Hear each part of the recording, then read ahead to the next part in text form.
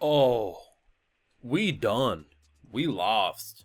There ain't no coming back from this, is there? I mean, realistically, yes, but it's very hard to imagine how. I messed up though. I'm thinking because we finally cut back to Toga, right, and the whole beach crew, and I'm thinking to myself, obviously we still got to deal with this, but this is very much the lowest priority. Given everything else, lowest priority.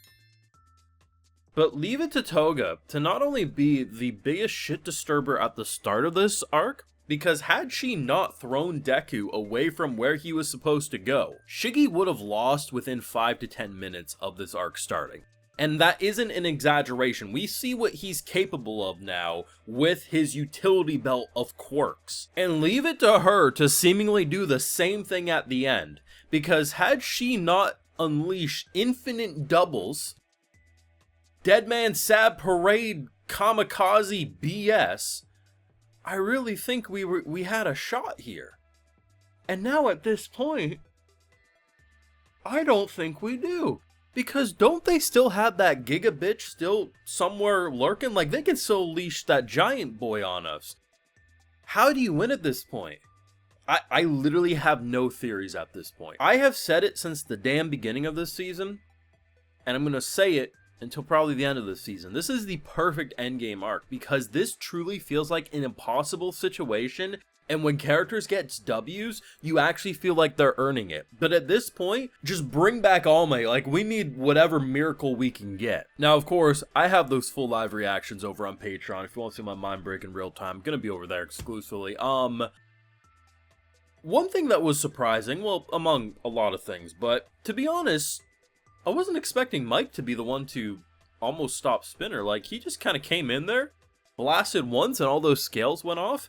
And as much as it would be nice to be able to criticize Man if only he would have hurried up, I don't think it actually was that slow for him as it was for us. Like, he took a little charge up. It looked like he was about to kill a fool, man. And I think that was kind of like the last resort that, if it looks like there's even a slight chance they might end up meeting up, you gotta kill him. Like, we can't afford that risk. And as slow as the scene feels at face value, it very clearly was only a few seconds, and Spinner just rushed and gave the hand, and we kind of see what happens after that. The thing that was brilliant, though, is that at the end of last episode, what I thought was going to be the biggest catastrophe was the gunshot, because we see an officer fire not one of their stun guns or any of their non-lethal guns, but an actual gun. And my thought was that shot was going to be the straw that truly breaks the camel's back, and there's no coming back from that.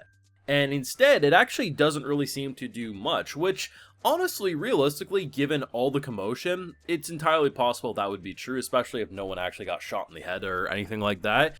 But the idea that the thing that truly stops the crowd from going berserk is innocence. Doctors and nurses. So the idea that once they barge through the hospital gates there's a line of doctors and nurses. They don't have a weapon in hand. They're simply there, arm in arm, ready to be cut down if that's what you're going to do. But in order to get to their patients, you'll have to get through them first. And the idea that someone drops their bat and then it starts a chain reaction of, we can't do this. Like, that's too much. And the idea of saying, like, your hatred has reason to exist, you should feel a certain way, but yes, we shouldn't be killing innocents to do it. And it was just a powerful resolution, and I think it realistically works. Some people still wanting to pick up arms, many people just utterly defeated because is this who they want to be? People who cut down doctors to take out the pain and frustration that's been applied to them their whole life. Like, that's ridiculous. And it was such a beautiful moment. And I think we'll get severely slept on because of all the insanity that happened with Toga and the doubles and everything like that. Poor Froppy though, man. Like, just the tongue action, which can be taken out of context, go ahead. I mean, I'm sure Rule 34 took her out of context plenty up to this point. The idea that Toga does a bait and switch with the blood, turns out what was actually in that vial was like Namu kind of bait, basically the reverse of Repel from Pokemon. And yeah, we see him. Hawks though, man. Hawk's gotta be feeling something, man. He's like, shit, I thought I took care of all that blood. I even killed that fool. I'd kill him again if I had to. Like, bro, like, I thought I did enough. Like, Hawks is just a walking guilt trip, man. And I feel bad for him. Because he's done more than most characters in this show. And did things most characters couldn't do, at least as well as he did. But, yeah, Sadman's Parade. That ain't good. The idea of just coming in and like, The initial shot of looking at Eraserhead in them, and immediately I'm like, oh god, Shiggy's powers are going to come back, meaning decay's active. Anything he touches will literally disintegrate. That's bad enough. Oh shit, you're grabbing Dabby for the family reunion? Why not? Oh, Toga's coming out? Who cares? Oh wait, she can do Satman. Infinite doubles. If this was the start of the battle, everyone was at full capacity, Deku's where he needs to be, I got a lot of confidence in everything. But with where we're currently at, how does more than 10% make it out alive if this is what we're walking into the next episode with? I know they most likely will probably keep most people alive. I understand how these stories work. But the fact that you can actually make me fearful enough to assume that can't happen is the type of adrenaline rush I want in an endgame world level threat.